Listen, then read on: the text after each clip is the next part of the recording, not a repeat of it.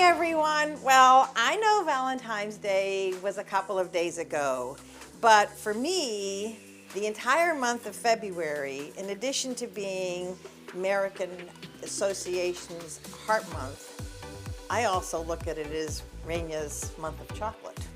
And I am making today a recipe that was given to me by our friends at Shop and Save, a Wild Harvest Chocolate Torte.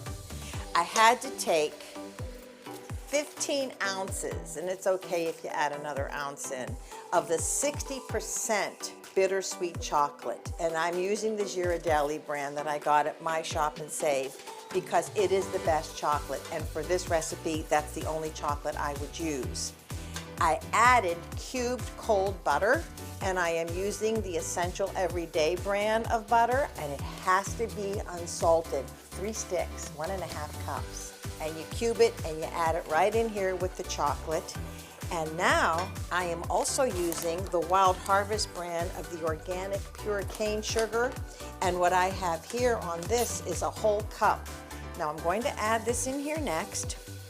And the idea is, while you're whisking and stirring this over medium heat, is to make sure that you, I hate to use the word cook because I really don't want to cook it.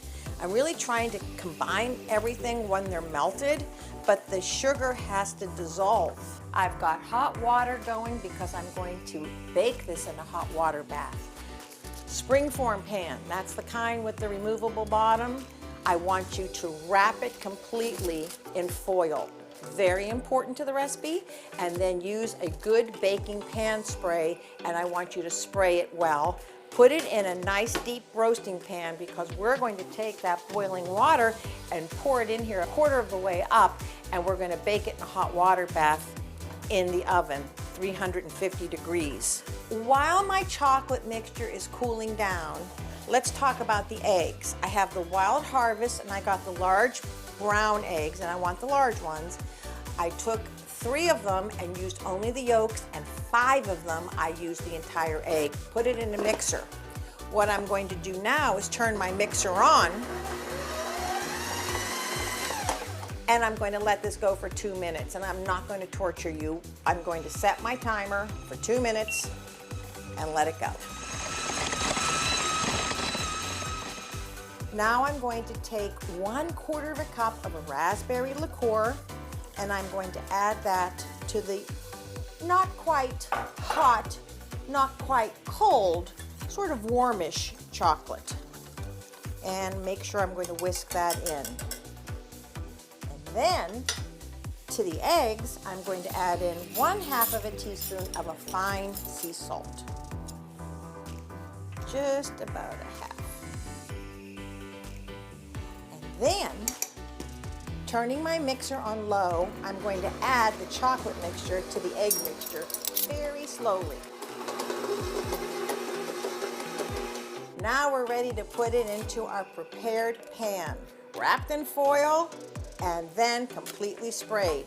Add just enough boiling water so that it comes up to 1/4 of the way up the pan, and bake this for about 25 minutes or so, might be a few minutes longer, until the sides are set, but the center is still a little soft. So here is the finished product. Chill it overnight, unmold it, put it on a pretty platter, and serve it with some fresh raspberries, and then also, if you want, some whipped cream.